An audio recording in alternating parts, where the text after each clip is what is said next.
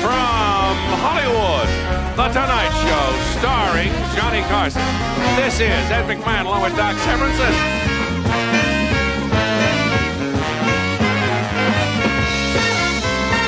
And now, ladies and gentlemen, here's Johnny.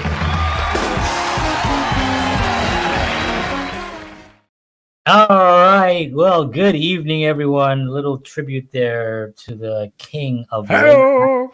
Hello. Oh man, what can you say about the guy, the king? Welcome everyone. Thank you very much for coming. John Henry Soto here, along with George Batista. Welcome to the Artist Blueprint Live. We are today. We're going to be covering the late night shows, which have been a big part of everyone's life for the last 60, 70 years or so, or something like that. A very important part of a lot of people's careers. They've launched careers on these old shows, on the Tonight Show, and so many people have been launched and did their careers through these shows. And we're going to talk about it. We're going to talk about what was, what is, and how it should be, or not how it should be, because that's our opinion. But yeah, we're going to have our opinions, but how it could be and what the future holds for this. So before that, we're going to give some love to our sponsor. So I'm going to turn it over to Jorge, and George, take it away. All right. So the Artist Blueprint is brought to you by Wellness Resources, a family-owned and operated nutritional supplement company providing the highest quality, clinically formulated supplements since 1985. Find out why they are, in my opinion, probably the best supplements in the world. Check them out at myvitaminresource.com. If you enter the promo code Artist Blueprint, don't look at the screen because it says counterparts, Artist Blueprint, you will get free shipping on your order. There it is. All right. Look at Johnny. And on top of that, make sure you take advantage of their monthly special. Their monthly special, because it is February and it is Heart Health Month, it's 25% off their cardiovascular supplements. So those of you who want to have a healthy heart, obviously should be eating well and exercising, doing all that good stuff. But check out some of their great supplements as well. At 25% off, you can't beat that, plus the promo code. So again, it's Wellness Resources at myvitaminresource.com. All righty. And I will get that corrected at some point in the future, maybe by 2025. But I will get it corrected. All right. So before we get started, we just wanted to give wanted to talk a little bit about two individuals that we lost recently. Carl Weathers a few days ago, and Toby Keith, I believe, yesterday. And two incredible artists. Carl Weathers, we were talking about him right before we went live. With the Rocky movies, I was just saying how that first Rocky, you just completely despised this guy because he was so good at that character.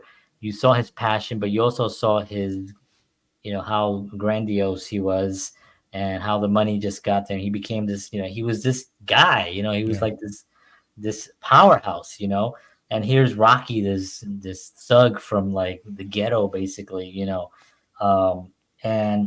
it was such a powerful performance.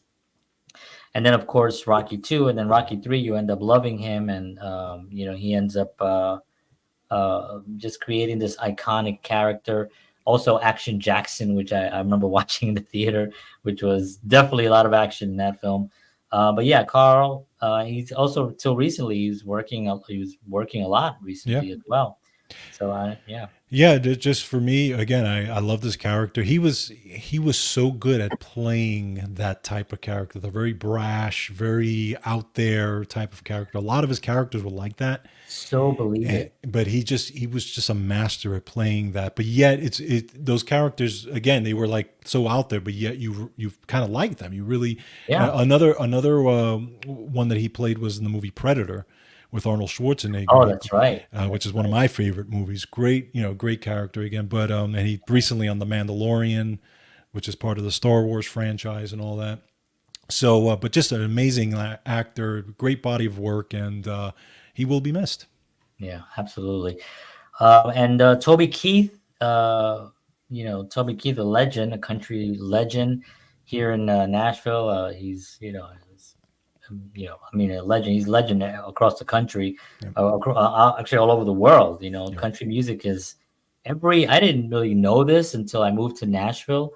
I didn't know that country music is everywhere.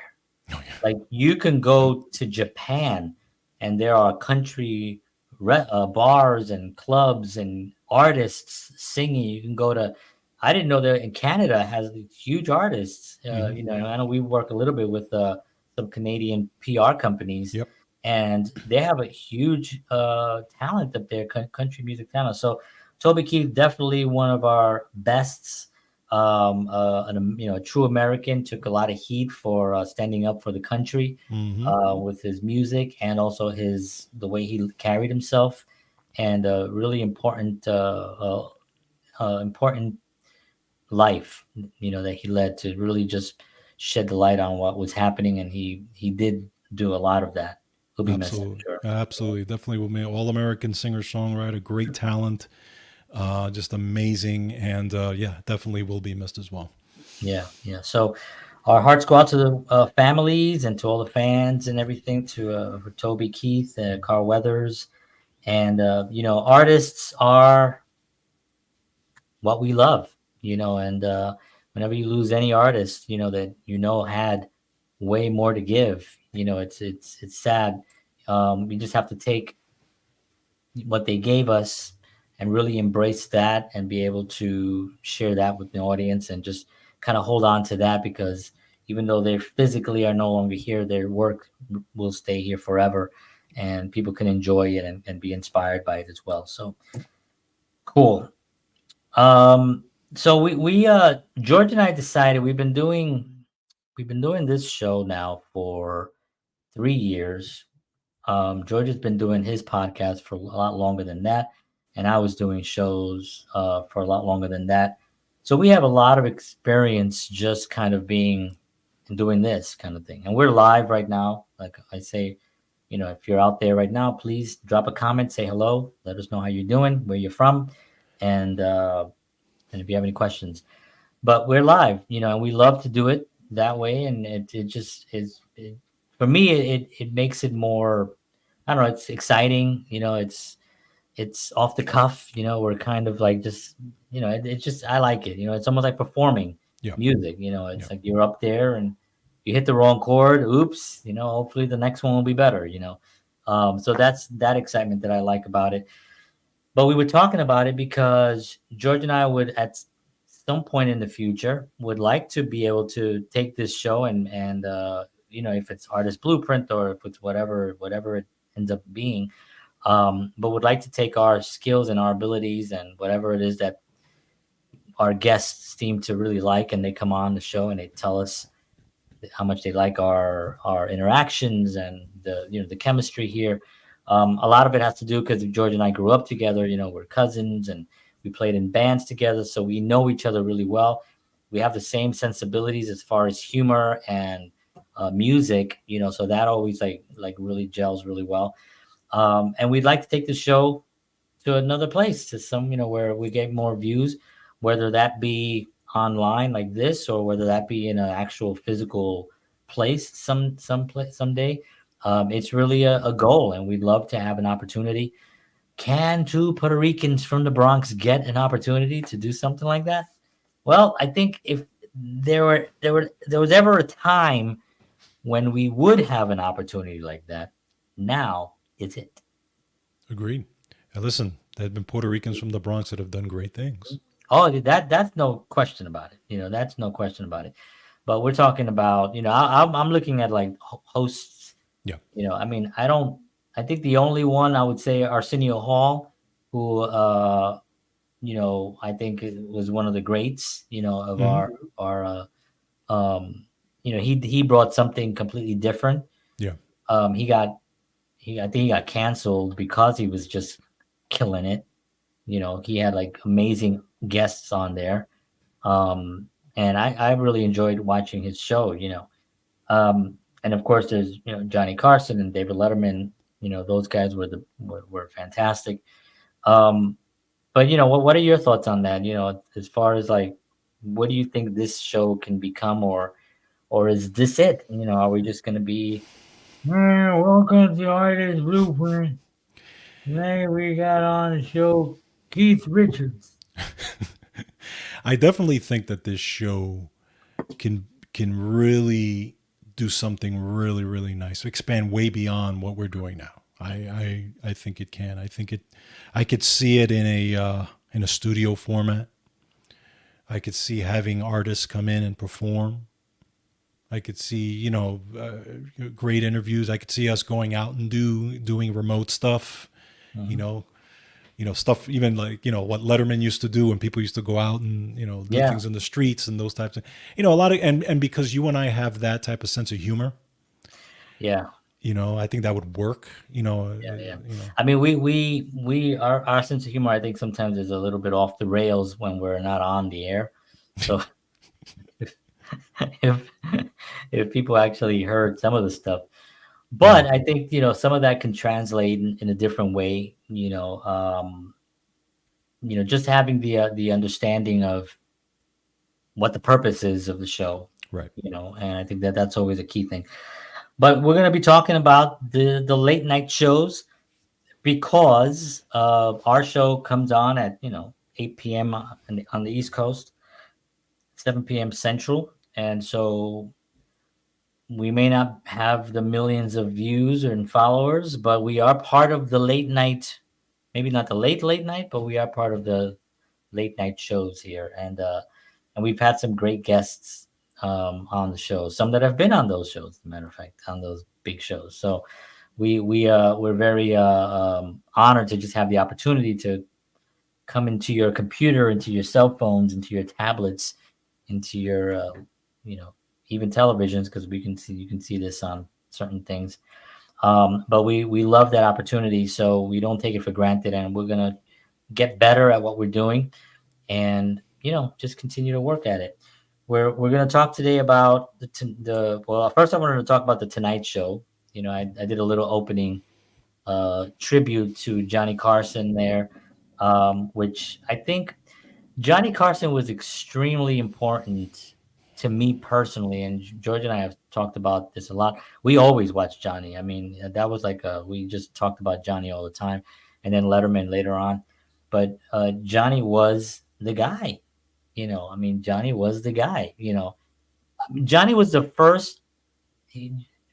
Carson was the first person that I can remember as a small boy, smaller than I am now,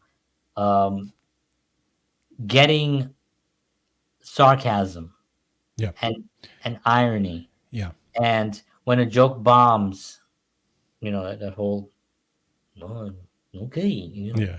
kind of whole thing, and I didn't know why the joke bombed. I didn't even understand the joke, but I understood that something happened that didn't go well, and that he saved it by just doing that, by just being like almost like Jack Benny, with that whole Jack Benny thing. I mean, we're going to be talking about guys that a lot of, if you're under 30, forget it. Yeah. If you're under 40, maybe you'll know who Johnny Carson is. You might know Johnny Carson, but if you're under 30, I think you might know David Letterman, and you for sure know Conan. And of course all the guys that are out now, Fallon and Myers and Kimmel. Colbert. So, but what were you saying? No, I was just going to comment on Johnny. Johnny had it. Number one. Yeah. Okay. I mean, when you look at his life, if you guys ever look at him, just his overall life or anything on him, from the beginning, from when he was a kid, he had it. He was a magician, actually. That's how he kind of got started. He was obsessed with magic. He was obsessed with performing in front of people and stuff. And then as he got older, became a television personality, became a host. He was obviously very good at kind of, comedian type thing, but he wasn't really known for that. He was just a personality. But what was brilliant about him, as far as having the Tonight Show, what I recognized about him is that he was the best at letting his guest do whatever they needed to do. Yeah. And then, because sometimes his guests would just manipulate the whole thing, especially if it was Don Rickles, right? They would just go off on stuff. Jonathan Winters, yeah. Mel Brooks sometimes. Oh my gosh. But what he would do, which was brilliant, right? He would let them go off, but then he would insert where he needed to. Great one-liners. Just one-liners in there. Just enough to know, so people know, no, I'm really funny. Yes, exactly. He was like the straight man, but at the same time, he would boom, put it in there. Yeah, you knew he had it. Yeah, I mean, he was just brilliant at that, and I'm glad you mentioned that because, when interviewing is an art form and it's difficult when you're really, really talented, it's difficult to hold back on it. Right. I should know that. Part of the no. But like today, it seems like there seems to be a whole lot of look at me kind of thing. And it's sort of like there's a competition now between the host, and we're going to talk a little bit about this, but the host and the guest, right. And the way Johnny did it, the guest, 99% of the time they were there to promote something, a film. Sure. Kind of the same thing as it is today. But the show was longer when it first started. It was an hour and a half. Right. And I actually remember it being an hour and a half. That's how old I am. But I remember it being an hour and a half, and then they chopped it down to an hour. But because it was an hour and a half, you had a lot of opportunities to have he would have Burt Reynolds, Mel Brooks, the biggest stars of that era, right? And then you'd have he's a school teacher who found a potato chip that looks like Nixon. And then that person would come, and he had a lady on, and he had a bag of chips here, and she turned around and he grabbed the chip because she had all the chips that looked like all these famous people, and then he's like, and she goes. And he goes, no, it's for me. It's right here. It was so funny, but I think he timed it perfectly because I think he knew what he was doing, But, so you had an opportunity to kind of have a lot to, different, that's what variety was, right? Yes. And I was talking to someone about variety shows because that's what it was. It came from, it was my friend Steve. We're talking about variety shows. That this is why when television came about, you had Milton Berle, Sid Caesar, Danny Thomas, all these cats, Jack Benny. They were already famous on vaudeville. Right. Before time they were on vaudeville and then radio. So they came with all this experience. So by the time they got to television, you got to actually see them physically and see their body, what they were doing. They were so well schooled, they were just professionals up there. So the comedy back then was just tremendous. And, the room, when you think about Sid Caesar, for instance, and his writer's room, in the writer's room, you had Carl Reiner, you had Mel Brooks, you had Neil Simon, you had Woody Allen. And there's more. There was more. There was that was just the writers for Sid Caesar alone. Yeah. And then from there, the Ed Sullivan Show, was basically a vaudevillian show on television. And he was on for 40 years. So to me, and Ed Sullivan was the perfect example of just a host, the guy didn't sing, he didn't dance, he didn't act, he wasn't funny, he was awkward, but he loved artists and he loved to give them a platform, and that's what he was really great at, and he did an amazing job on that. So we're gonna talk a little bit about. Do you have anything? Okay. No, good. So the Tonight Show. So we're gonna talk about the Tonight Show, and then we're gonna branch out into the Late Show, and then we'll talk a little bit about different hosts.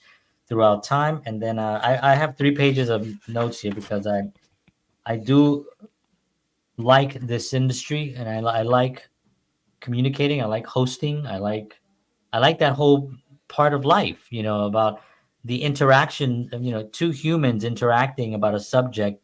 And if one of those individuals is really interesting, I mean, did it get any better when Robin Williams was on the Tonight Show Yeah. or on Letterman or on anything? On anything. On anything, that dude would come on, Yeah. and it was just so funny, Yeah. it was off the cuff. I mean, it Yeah. was just, so I always loved that. But I go back even further than that, to Dick Cavett and to those guys that really had the conversations that were sort of more serious, longer. I mean, he talked to Jimi Hendrix and John Lennon and Groucho Marx. I mean, he's had like he interviewed, and he's still around, and he's still kicking and stuff. Dick Cavett is. So the Tonight Show. So we're not going to get to all this, but I'll do as much as I can. So the Tonight Show, right, started with Steve Allen, 1954, and he hosted it for 3 years to 1957. And then came Jack Parr in 1957 to 1962. And then in 1962, of course, Johnny Carson held that for 30 years, and he retired in 1992. Jay Leno took over in 1992, and he was there from 1992 to 2009. Then he left for a little while. Yeah. And Something happened. yeah. And then he came back in 2010 Jerk. to 2014. Conan O'Brien was there from 2009 to 2010. And then, of course, now Jimmy Fallon from 2014 up to the present. And I like Jimmy. Jimmy's talented. He's talented as far as his abilities to impersonations. He plays guitar. He could sing. He's funny. He's quick. He's almost too much. You know what I mean? Like, let's go back for a second. Let's go back to Steve Allen, Jack Parr, Johnny Carson, and Jay Leno, and Conan O'Brien. Out of all those guys, you really think about it, none of those guys were really the super talented, funny guys. You know what I mean? They were not those kinds of guys. They were the guys that would host a show. Yes. They would host a show. And one of the things that I remember the most about Steve Allen was that Steve Allen was very funny. He was very funny. He was very quick. Right. He was a great writer as well. He wrote a lot of books. Jack Parr was not. No, Jack Parr was very straightforward. He was just hosted the show, and he. But it's interesting tried. because right, but it's interesting because when Jack Parr was leaving and Johnny took over, they didn't think it was going to work because he wasn't Jack Parr. Right. Well, that's the whole thing that we look at these wars. And I've read books on all this stuff, and Steve Allen left. Yeah. But Steve Allen wasn't like booted out. He made the attempt. He wanted to leave. Jack Parr, same kind of thing. But yeah, you're right. 57, 58, 59, 60, 61, 62. That's 5 years that Jack Parr had, and people got really used to that. And people don't realize that back then, that was also a big controversy. Now, we didn't have social media. We didn't have all this other stuff to basically throw gasoline on the flames, but it was still heated back then, too. People just did not think it was going to catch on. When Johnny left for Leno, remember that was David Letterman was kind of supposed to be taking over. In my opinion, I thought he should have taken over, but Leno somehow got in there, and they wanted Leno before they said they wanted to keep him at 12:30 because he did really well there, and that was what they said. Of course, he went over to CBS. And did really well there. He's really well there. So there's always controversy between these guys, going in. But like Jimmy Fallon, I think is a really talented guy, but he almost seems like he should have a variety show of his own, where he just does sketches and has musical guests on. And I mean, I guess he kind of does that, but the Tonight Show always felt like it should be a guy like Johnny Carson, like Leno, like David Letterman. Even Conan was a little bit zany. You know, I love Conan, and I love Jimmy, but I always felt that those types of characters, or those types of personalities, might sometimes take away from what the show was supposed to be, which is really about interviews, and about the guest, and about the music, and Right. about, and it wasn't so much about Jimmy Fallon's amazing impressions, which he is. He does amazing. I mean, he's just really good. But yeah, and you're right. But I'm saying that it's changed in that because, like, just exactly what I said, right? Johnny Carson did his thing in the beginning. Let's say he did his monologue or whatever, but then the rest was about the show and about the guest. Yeah. Whereas Jimmy Fallon is more like, look how talented I am. Look what I can do. But I also think that because that might be because the landscape has changed. Okay. It can be. The Tonight Show is not the Tonight Show of Johnny Carson, even Jay Leno, but that's because the whole landscape of media has changed also. It's true. I would say that if you had a guy like Jimmy Fallon, you'd want him to do what he's doing. You know what I mean? Because he has that ability. Johnny Carson didn't have that ability. Johnny Carson was great at what he did. He was the best at it. David Letterman didn't do impressions, didn't sing, didn't dance, didn't act. He did what he did. Jay Leno didn't do impressions, didn't sing, didn't dance, didn't act. He did what he did. Conan O'Brien played guitar, a little more zany, funny. Obviously funny, but also getting his one-liners in there. Really, really great. But Jimmy Fallon, I think, is just if I had a show and I was going, if I had the Tonight Show and I owned the Tonight Show and Jimmy Fallon is, I'm going to say, Jimmy, go to town, do what you do because you have the talent. Now, is it going to change the way the show is? Yes, it did. Right, it changed the show because it's not, it's not, it's Jimmy Fallon, the Tonight Show. It's not the Tonight Show with Jimmy Fallon. I mean, it is, but I'm saying, you really, people can go watch that to see Jimmy.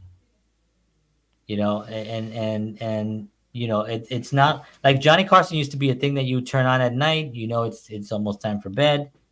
Here's Johnny, and he comes out. Now you're kind of in bed, you're watching it, you're kind of laying, laughing at the monologue. Right. If there's a really, really good guest, you just force yourself to stay up late so you can watch the guest or the musical performer, and if not, you can fall asleep and go to bed. Today, you don't have to do that because it's on YouTube the next day. All the great clips are taken and put out. So it's a completely different way. So you need to have those kinds of crazy moments in that talent because there's way more places to put stuff in. Yeah. Okay. That makes sense. Okay. The problem. Well, I guess there's two ways of looking at it. You can look at it for the show itself and compare it to the way it was done and compare it to. I mean, it's an evolving thing, right? And again, Right. It's an evolving thing. But again, the other way I look at it is, unfortunately, and this is just the way I look at things, it's a dying breed if you really think about it. The talk show Those shows are dying. Yeah. Okay. Unfortunately. Okay. And part of I get the fact that, okay, you have ways to put it up in different places and you want to try to spice it up because you want to make sure you maintain that audience. Okay.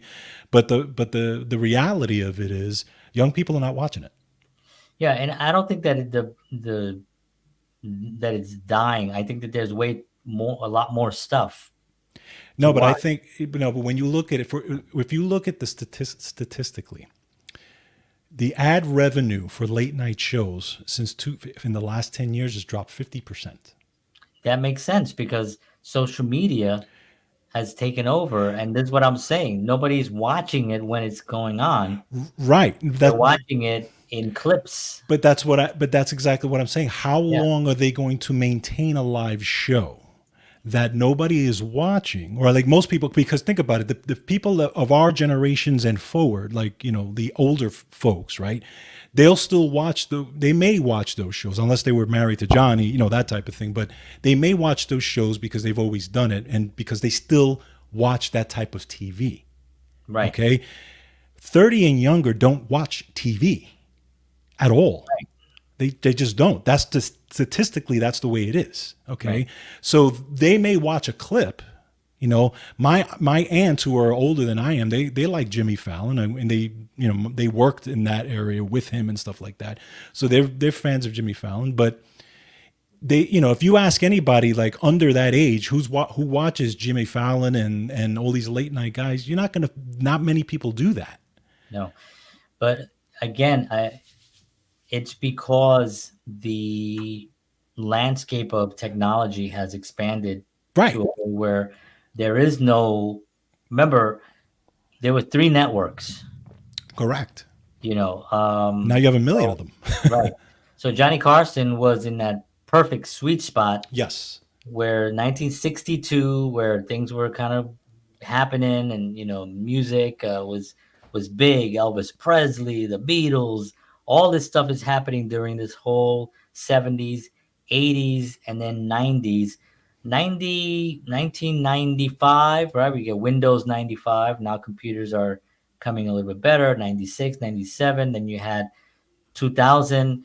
The numbers, I'm sure, were dropping because people were more, you know, and then 2007 or 2006, whenever Facebook came out, which I think it was around that time, you know, and it expanded and more places for people to put their attention on, you know. So that's what's killing the thing. My concern is not so much that the genre is dying, you know, it's that it's still being funded by things that I kind of disagree with. You know, it's being funded by like big pharma. It funds a lot of these. You know, the commercials are all over the place. Television in general, we've talked about television. Yeah. You know, television is the way we know it is going away. Yeah. Well, You know, and part of the problem also with that is that even if you look at the hosts, the Fallons of the world and the Colberts of the world and these guys, okay, the way they host their show is very niche, meaning that because they are now more corporatized, right? Because they have all these sponsors, because of all these big network sponsors and all that stuff, they have to do things a certain way now. They don't have the freedom that those guys had years ago. They have to funnel it in a certain way.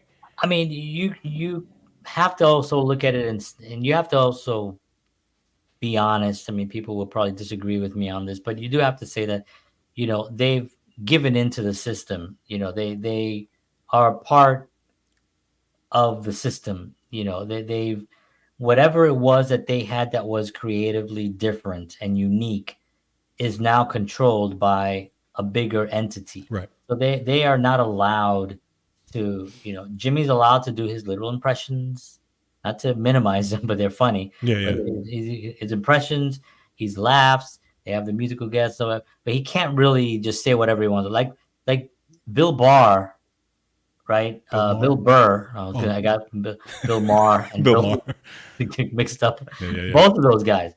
But no, but Bill Burr is not going to have a talk show the way, you know, he wouldn't be brought in to do the Tonight Show because he talks about things that are really controversial and he says whatever is on his mind.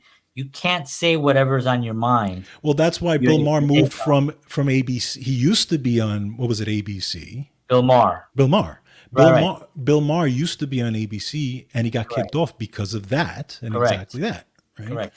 So now he's on whatever, but like, but that's my point on another reason why I think it's going away, because I think, you know, Johnny Carson and David Letterman used to say things that were pretty, you know, they would, whatever president was out, they were knocking. Didn't matter who the president was. Definitely. It wasn't a thing. Now it just seems it's all one-sided. Right. Agree. You know, agree. And the jokes and everything. And I think that's just the whole, whoever's controlling it from above it just has that idea that this is the way we need to do it, and everything else needs to be suppressed. Right. And that's just the way it is. They think that all that is evil and all this is good. What I'm doing is really good. So they have no concept of open communication. They have no reality with that. So they end up with this kind of show, with these kinds of shows.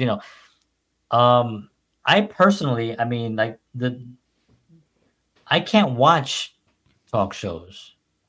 Like I can't watch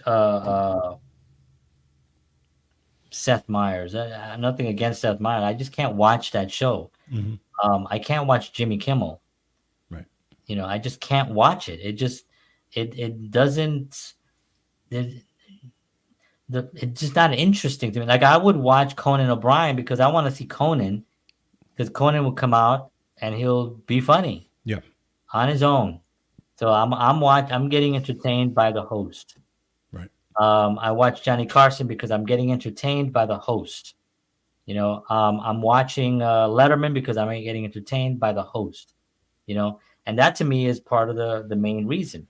So for me, I don't think that right now there's anybody that's out there that can do it the way Johnny, Letterman, Conan Agreed. did. Leno is funny. Leno is a great comedian. I mean, Leno is a funny comedian, but I don't. I kind of stopped watching it during that era a little bit, and I don't think it had anything to do with Leno. I think it was just my own personal life at that point. Things were different. I was doing different things. We were playing a lot of music. Back in those during those years, but so that's part of that's the late night. That's the Tonight Show for me. The history of the Tonight Show. Late night, that was the where Letterman had. So late night started. I didn't even know this, but late night started in 1982, and it started with Letterman. He was the first guy, and then of course came Conan. Conan did it from 93 to 2009, and I forgot. I don't know why I forgot this, but I forgot that Jimmy Fallon. That's right. Yes. I don't know why I forgot this, but yes, yeah. Jimmy Fallon was there from 2009 to 2014. So he was there a good 5 years, and then now it's Seth Meyers. He's there since 2014 and stuff. And all these guys are talented guys. I mean Jimmy and Seth, Conan and Letterman. I think for me it's Johnny. This is how I rate. This is my rating system. Johnny, Letterman, but Letterman really close. Yes, I agree. Johnny, as close as you can get to anybody, I would say is Letterman. And then I would have to say Conan right down here, not too far, but right down here, and then everyone else can just go down there.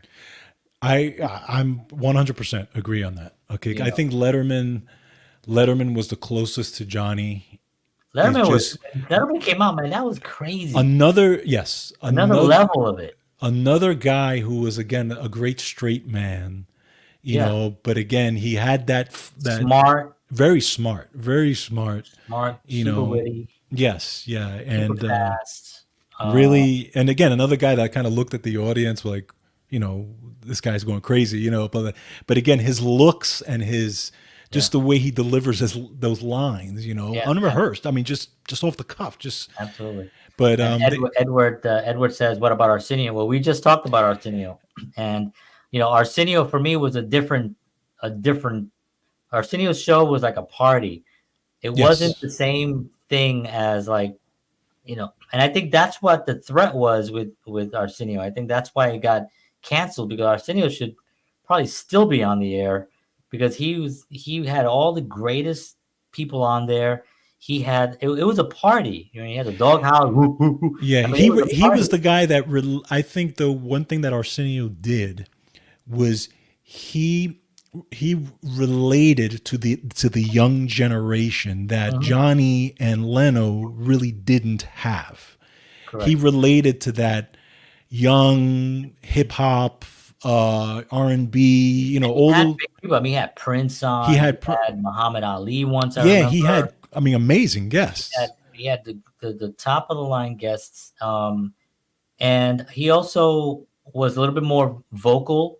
Yes. about certain things, about the Yeah. issues. He had people on that was controversial. He had people were saying things like when Prince was on, Prince let it go. Yeah. And that was something that you probably could not do on Johnny Carson. Right. You can, or even Leno. Prince was not going to sit with Leno and tell him how the record industry rips people off. Exactly. He's not going to do that. You know what I mean? But I really think that with Arsenio, he gave the artist a platform to really say what they wanted to say. So, like, for me, I take Arsenio and he's almost like at another level of the entertainment of that type of genre, because he changed it. He made it, he modernized it. He had great guests on there, and you can't compare it to what these shows that we're talking about. It's almost like completely different. It's almost like its own thing. And Edward says, "Yep," and they say real stuff. Exactly. Yeah. True. They True. speak their truth. That's right. I think you're. Yeah. I think you're right. I think it's one of those places that an artist can go and know that they're not going to be pigeonholed into a segment. Yes. Where it's going to be like, he was like, all right, we'll be right back after these messages. Hey, you're crazy. Come back. All right, we are back. And here, there was none of that. It was just like, boom, let's just get a conversation going. Let's get some music going. And it really did. It was a completely different show, in my opinion. And he says, it's true. Yes. Thank you absolutely. Thank you for, we talked about it earlier. I don't know if you were on, but we did talk about Arsenio earlier. And the reason we didn't bring him into this, but like what we just said, we said exactly that. He kind of like was a different, I think he was a threat. And maybe that's one of the reasons, and this is going to be controversial now, but maybe that's one of the reasons why we don't have something like that right now. Because think about what we got. We got Jimmy Fallon. Oh, he's funny. Mm-hmm. We got Seth Meyers. What a safe person. Yeah. We have Jimmy Kimmel. Oh, he's kind of edgy. Not really. Right. Stephen Colbert. What a pussycat. It's a nice guy. Everybody's safe. Everyone is so safe. It's like, I mean, James, what's his name? James Corden, also very funny guy, and I just felt like, is he getting the opportunity to do the things he wants to do, or is he also he's also English, so he's got a little bit of a different attitude. But I think Craig Ferguson, who I also want to mention real quickly, yes. because I thought he was very, very funny. Yeah.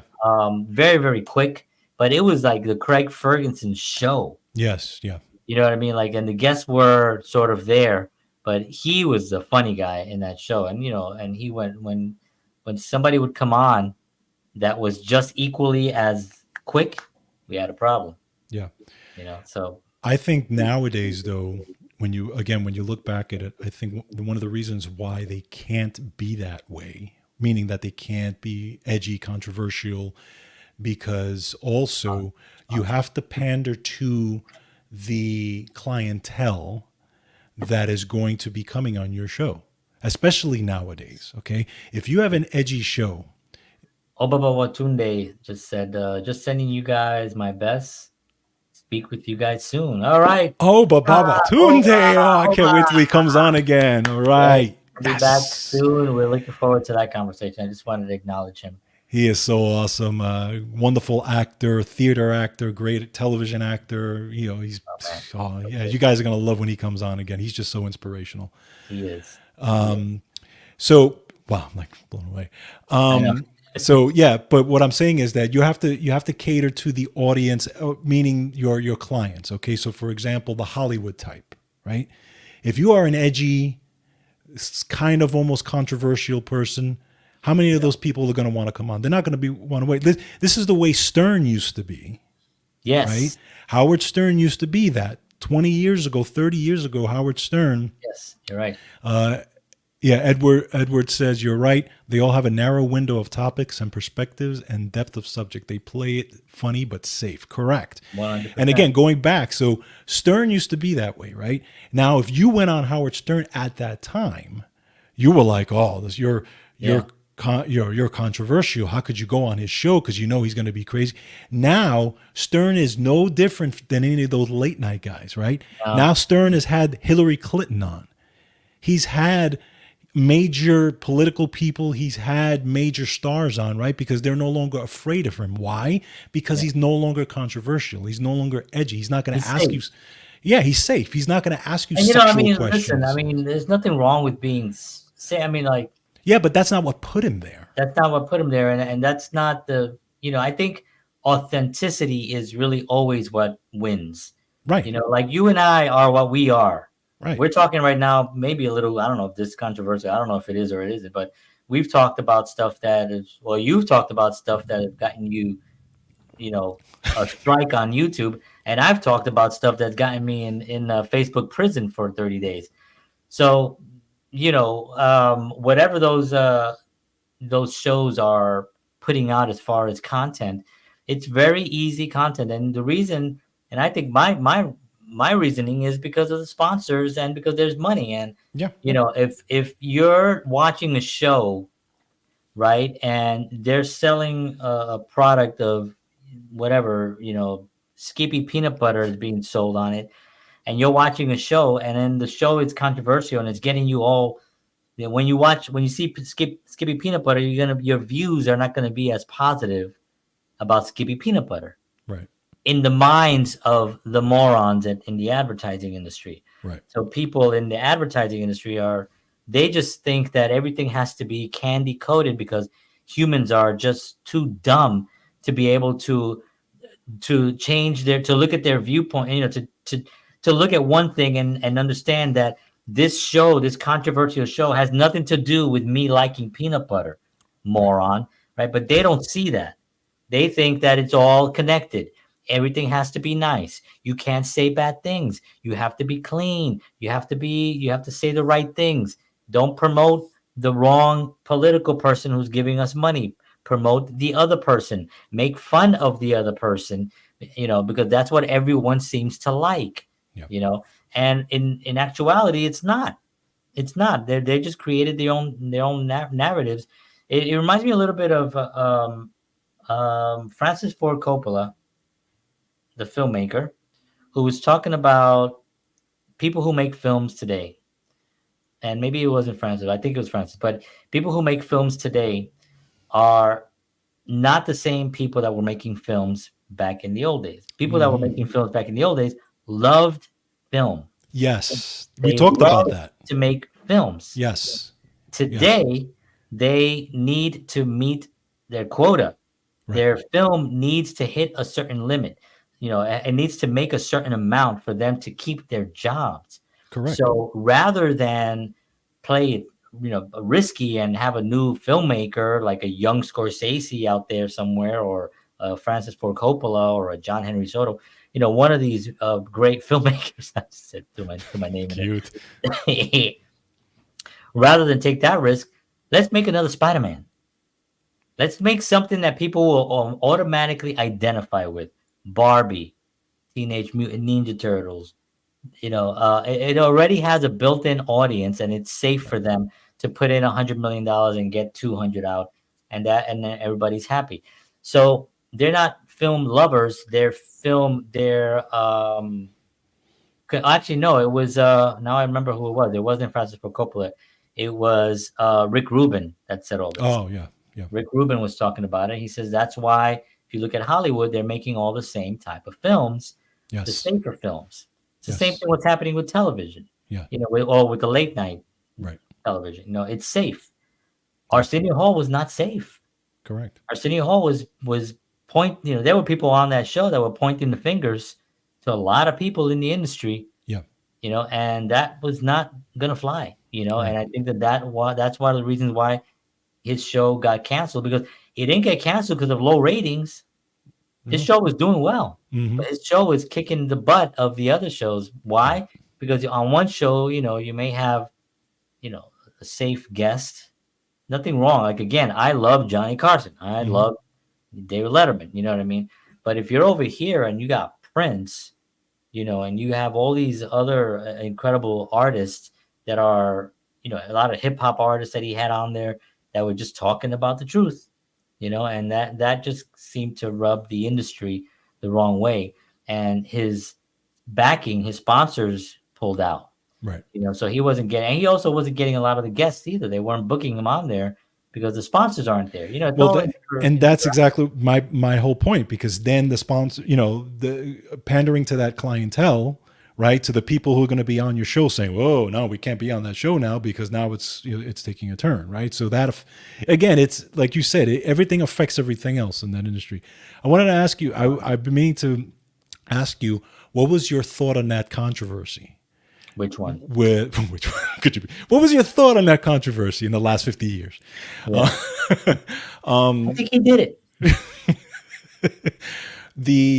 What was your thought on the Leno thing? The Leno Conan thing. Which one? Leno with David? Well, when there was Leno, two controversial things with Leno. well, I'm looking at most recent one. When Leno left, Conan took over. Oh, and then Leno had his own show, and then they started moving him around, and then it was a whole thing. Yeah, because Leno I don't was know. First of all, Leno was dragged through the streets after that. Well, let me just say one thing first before I even give an opinion or my 2 cents on it, which nobody asked for except you did. Big mistake. I think that I don't know Jay Leno. Right. I don't know Conan. Right. I don't know Johnny Carson. I don't know David Letterman. I don't know what their behind the scenes personalities are or their conversations are or anything like that. All I know is from a viewer sense, from an outside view. And from an outside view, I thought that Conan really got screwed. Mm-hmm. I thought Conan really got screwed. And people will say, oh, well, he didn't get the ratings. Well, he didn't get the ratings because Jay Leno wanted his own show, and he put a show at 10 o'clock, an hour before. It was an hour, and then the news, and then Conan. Right. People have been watching for whatever years, right? 12 years, 13 years at that point. I think he was on for 18 years. I don't remember how long, but people have been watching Leno at 11:30 for all those over a decade, and suddenly they move him to 10. That's all they did. Yeah, they moved him to 10. Now, I don't know Leno, and I don't. He's I've heard both sides of what everybody says, and I can see both of their viewpoints. My viewpoint is like, if it's time to go, it's time to go, and graciously be the person that says, "Good luck. I'd love to come on your show. I'd love to even bring me on anytime. I'll come on." That was the right thing to do, and help Conan get that audience, because Conan can get the audience. Yes. Conan was funny. Conan is smart. He's talented. He was a good interviewer. He was really fast. I thought he was really great at it. I still think he's good. I still watch his podcast. Conan Needs a Friend. But for me, I just don't think that was a nice thing to do. To just say, I'm going to do it beforehand. Go to another network. Yeah. Go to another network. If you really want to do that badly, it was NBC, and of course CBS still had David.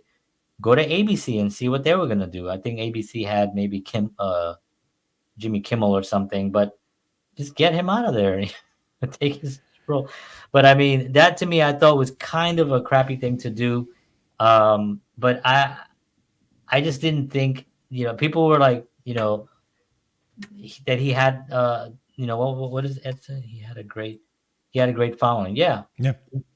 He did. And I think that if you didn't just take the same show, because remember the show that he did at 10 o'clock was almost identical. Right. To the show, they almost put no thought into making it a completely different show. All right, exactly. It would have been better if Jay Leno would have sat down and done one-on-one interviews with other comedians and other actors, and just do Dick Cavett kind of a thing. and have that be the lead in. That would have been better. But he did the same exact show. He had musical guests. He had sketches. He had a monologue at the opening. It was the same show.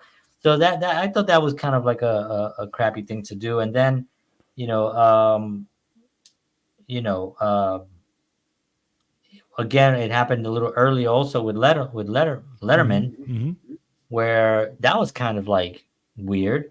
But Letterman took the high road, and he was like, all right, I'm not gonna go. I'm gonna stay here. And he came on the show. Letterman went on the Johnny Carson show right after, and Johnny's first words to him were, "So how pissed are you?"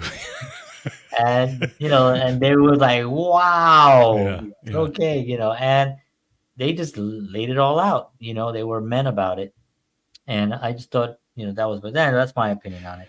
No, I agree. I agree. And as a guy, listen, I personally liked Conan a lot. Okay, and another reason for me personally is because I got to meet him. I got to talk to him a little bit when I worked at NBC. Remember, I worked at NBC for many years, and I got to hang out in those circles. Yeah. And see a lot of those folks, and be in the studios when the studios weren't operating and stuff. So I got to watch him rehearse many, many times. That's awesome. What a funny guy. Yeah. What a funny guy. Sometimes just sitting there strumming his guitar and waiting for stuff. But just always funny. And I hear like he's a really, really nice guy. Yeah, too. Very nice guy. Very, very nice guy. I mean, I think all those guys are nice guys. I don't think any of them. But I was never a big Leno fan. For me, no, I was never a big. I mean, he was all right, but if for me, from when Carson to Leno, there was a huge drop for me. Yeah, for me too. I mean, I think that was a harder transition than anything else. I agree. You got to give Leno some credit that he was able to hang in there for 18 years. Because that was a much bigger change. I mean, from Carson to anybody was going to be tough. I thought maybe from Carson to Letterman might have been a little bit easier. I agree. But because Letterman had such a huge audience as well. But that was a hard one. And he did the best. I mean, he did good. He did a good job. He did a good job. And we had on the show, we had Kevin Eubanks on the show, who was his musical director for that's right 18 years, and Kevin had nothing but great things to say about Leno. Yeah. And I agree with that. I agree that he was, he's very, very good. And but I do agree that a lot of people went overboard in trashing him during that whole thing. Yeah. I mean, again, talking about Stern went on every show and trashed him, he would go on Letterman. So sad because it's like, and because now you look at Stern and now I'm looking at, I don't know. But I mean, it's age, I think just maybe, I don't know if it's age, maybe that's what, but I remember Letterman towards the end of Letterman's career. Letterman was still off the rails. He was still hilarious. He was still, he was still Letterman, and so was Johnny, really. Johnny never really had any shifts in his, what I mean? And what got him there is how he finished. But the difference with Johnny is that Johnny hung out in circles especially during the 60s. With the biggest with the biggest names in the world. I mean, he hung out with the Rat Pack. I mean, this guy was a part of that circle. He used to hang out with these guys, and these guys were all entertainers, and Johnny was an entertainer. That's what he was at his core. He was an entertainer. He would hang out with Buddy Rich, but how many times did Buddy Rich go on his show and do amazing things? But he just, he was a drummer himself, Johnny. Yeah, exactly. And just the guests that he had on, and every guest that he had on was like a friend, was like a buddy. Again, the Mel Brookses of the world, and all these people. He's known them for he had him on the show. He's known them for 25 years. Exactly. So it was it's wild. So I'm gonna go real quickly because we're at the top of the hour here. So if you're still hanging out here, thank you very much. I appreciate it. Let me see what we have here. Eddie says, same here. I was much of a Leno guy. I think he's trying to say I wasn't much of a Leno guy. Yeah, corrected it there. Nice. There he goes.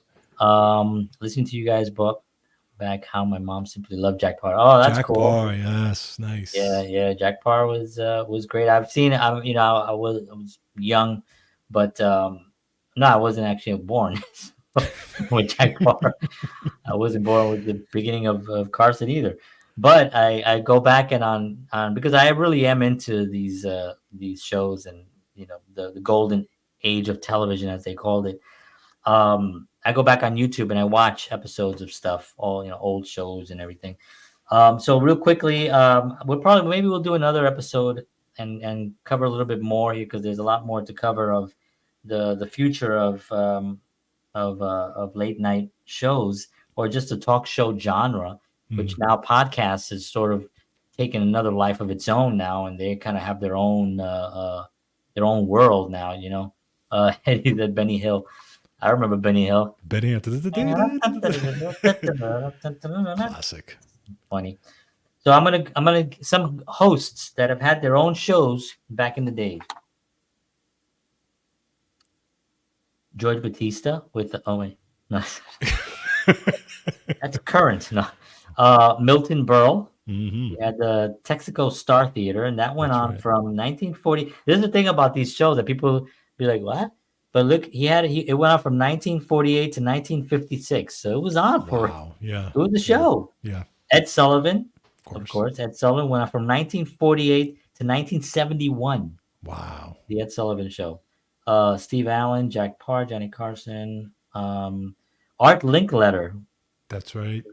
He had a show called House Party, and it was from 52 to 69. Mike Wallace.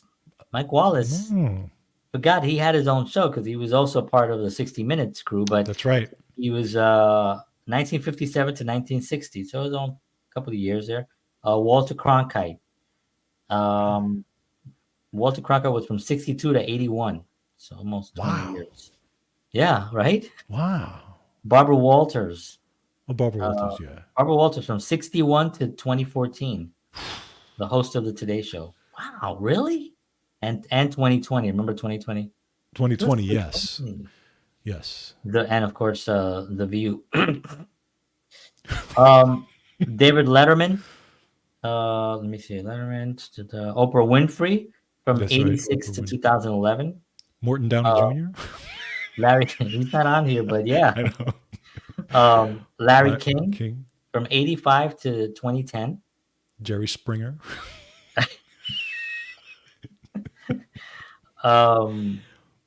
Regis Philbin. Regis Philbin was there from 88 to 2011. And he also did the Who Wants to Be a Millionaire, but that's not really a talk show. It's more like the Ellen DeGeneres. That's right. Ellen, so 2013 Ellen. To 2000 to 2022. Yeah. They put Jon Stewart in here, The Daily Show. The Daily Show. That was a good show. 99 to 2015. Stephen Colbert, Jimmy Fallon, we spoke about. Jimmy Kimmel, we spoke about. A lot. Conan, we spoke about. So this is actually interesting if you're still hanging on here. Morton, yeah. Obvious, yeah.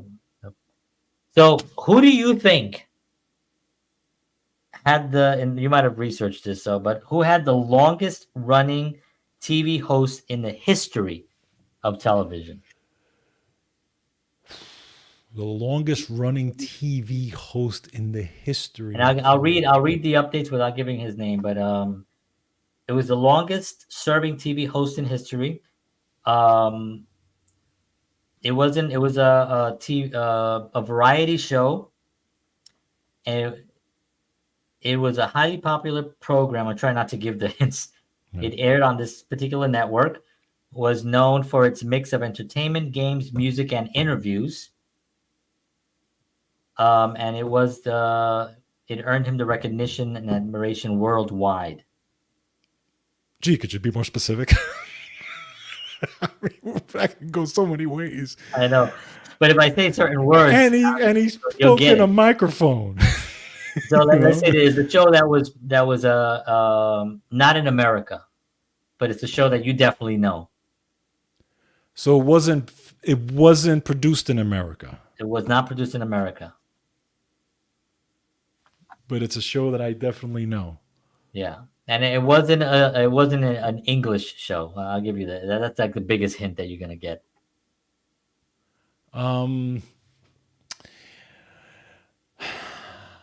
Why am I? And when you say it, I'm gonna feel like Bob Barker. Bob Barker was Isn't that on- the longest game show? Maybe. Yeah. Actually, you know what? It was the longest game show because he was on here, but Yeah. I took him out because it wasn't like a talk show. But he was on it. He But did have the yeah, longest- I would think that. Yeah. I know I'm gonna smack myself when you say it. Yeah. It's not he definitely gonna be like, oh really? not produced in. I'll give you one more hint. Okay, if you guys know, say it. Yeah, if anybody has to That's today's trivia question. so his real name was Mario Luis. Oh, I know. Sábado Gigante. There you go. Don Francisco. Don Francisco. I didn't know that he was the longest one. So his show he ran for 53 years. It ran from 1962 to 2015. Wow. And it aired on Univision. And it was a mixture again of that. And yeah. He's half German, by the way. Yeah, well, his last name was Mario Luis Krutzenberger Blumenfield. That's his actual name. And he actually still does a show. He does a. He's still alive? Yeah, he does he actually does a like a one-on-one type of show called called Reflexiones. Oh wow! I only know that because my mother-in-law watches it. Nice. Yeah, 53 years. 53 He's laughing. He goes, "Holy shit!" Yeah, crazy. Yeah, wow. I did not know that. That was another party show. Yeah, some honorable mentions. Walter Mercado. Walter Mercado. Wow. He was always on. I mean, he was on for years. I saw a documentary on Walter Mercado. Amazing dude. Really? That dude was like just straight. He knew what he was gonna do. He knew what he believed in what he was doing, by the way. Because a lot of people, even when me growing up, I thought it was like, a lot of BS and stuff. He goes, Cancel. Hoy tu libro se va a abrir. Lee las palabras. He was the horoscope guy, just for those of you who don't know. Yeah, he was the horoscope guy in Spanish. But no, believe it or not, it was also English. His thing went all over the world, like different languages and everything. Like this documentary was like so hilarious. It wasn't hilarious. It was actually really moving. Also, it was really great. He was a really interesting guy. But anyway, so there you have it, ladies and gentlemen. Very interesting. A couple of honorable mentions here also. Dick Cavett, which I could do a whole show on Dick Cavett because he's one of my favorites. Yep. Charlie Rose, we all used to love Charlie Rose. I watch Charlie Rose all the time. I watch Charlie Rose I was all a big the fan of time. that show. And then he grabbed some girl's butt. Stop I it. think he grabs the girl's butt. No, I don't know what happened, but something happened, and he's no longer. He's around. He just didn't have that show. I think PBS couldn't have him He's a anymore. Doberman pincher. Yeah. Yeah, it was like PBS. I don't know what that means. David Frost. We didn't talk about David Frost. He was a British television host, and he's one of the ones that interviewed Nixon during that big famous thing, and he had a lot of great guests. James Lipton. Inside the Actor Studio. He was from 94 to 2018. They talked about him that his show, as far as interviewing, was one of the only shows where he never veered off script. Yeah, he was pretty. He would have he had a set, set of questions, and he would go from question to question. He did not veer off of that. Yeah. Very interesting. Yeah, I thought you were saying. I thought he meant David Frost. No, my God, girls. he meant somebody got. Somebody got the women on there were unbelievable. Yeah, that show was. It was definitely Sábado Gigante. So another honorable mention that I want to end off on here was somebody that we didn't mention at all today, who was on for like 43 years. Who do you think it was? American television? American television. Not on NBC, ABC, or CBS, but he was on one of the channels, and he was always on somewhere for 43 years. He wasn't a dynamic speaker. He was kind of almost deadpan in everything. He didn't sing. Oh, He didn't dance. He didn't not act. you, the little chubby guy. Yes. What the hell is his name? Oh my god. I know I'm look I could see his face and I can't I'll give you a hint. It rhymes with Hol Franklin. Joe Franklin. Joe Franklin, yes. Boy, you got it. See, Yeah, I'm Joe smart. Franklin. So listen to this. We're going long today. Sorry, folks. Joe Franklin, a legendary figure in the realm of late night television, hosted the Joe Franklin Show for an incredible 43 years. Wow. The show, which began in 1950 on WJZ-TV, later WABC-TV in New York City, was one of the longest running programs in television history. It featured interviews with a wide range of guests, including celebrities, musicians, authors, and entertainers. Franklin's personality and encyclopedic knowledge of popular culture made him a beloved figure in the industry. The Joe Franklin Show continued until 1993, making it one of the enduring fixtures of American television. But it's interesting because I think that was one of the longest and biggest shows of that kind that nobody knew about.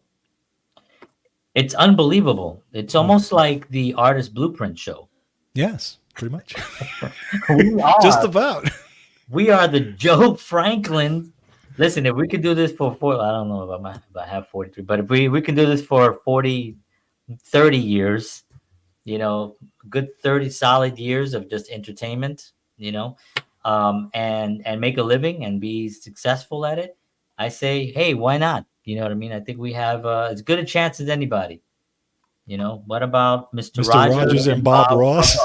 Well, they were great, but they weren't really like talk show. Well, I mean, Mr. Rogers did interview the little chubby guy. The little chubby guy. The guy was 43 years on the show, and George and Edward have just kind of titled him now the little chubby guy. Maybe that should be the name of his show. Well, it's sad that I don't even remember his name, but I see his face, But yeah. But the funny friends, Joe and Franklin, listen, we're show. gonna do a separate show on Bob Ross. I love Bob Ross. Okay? Well, George and I, funny enough, if anybody's still even here, thank you, Eddie, if you are here, appreciate it, and Dorothy, David Suskin. Oh yeah, forgot about him. Oh, yeah, that's right, David that's Suskin. right. Man, we can go on. There's like a lot of people. But one of the things that what were we just talking about? Bob Ross. Oh yeah.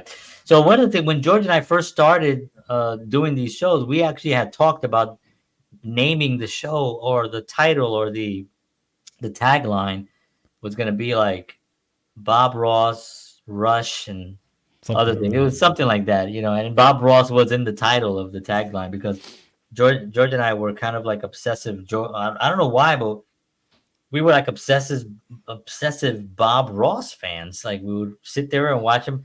And I remember every single time he started one, I'd be like, oh, he messed up. Nope. He tried to do this, but he screwed it up. It ain't going to look what he did. There's no way that's going to look like it. And at the end, we were like, wow, how did he do that? Because we don't make mistakes. We just make happy accidents. And that is how we're going to end the show this evening, ladies and gentlemen. I really appreciate for all of y'all to hang out with us this evening, especially on a much longer episode than normal. But this is a subject that I think we could have probably done a lot more on, because each of these artists could have been their own show. Milton Berle, Ed Sullivan alone could have been a show. The guy he had the Beatles on. Yep. So but yeah, I just want to thank everybody for being on the show. We will be back again next week, 7 p.m. Central, 8 p.m. Eastern Standard Time. Appreciate it. Thank you, Eddie. Appreciate you hanging out with us. He was just a beautiful dude. His art, yes, he was. Agreed. And I watched a documentary on him, and it it frustrated me because they took advantage of the guy. The Netflix. If you ever get a chance to watch that Netflix documentary on him, I mean, you get to learn about his really, life.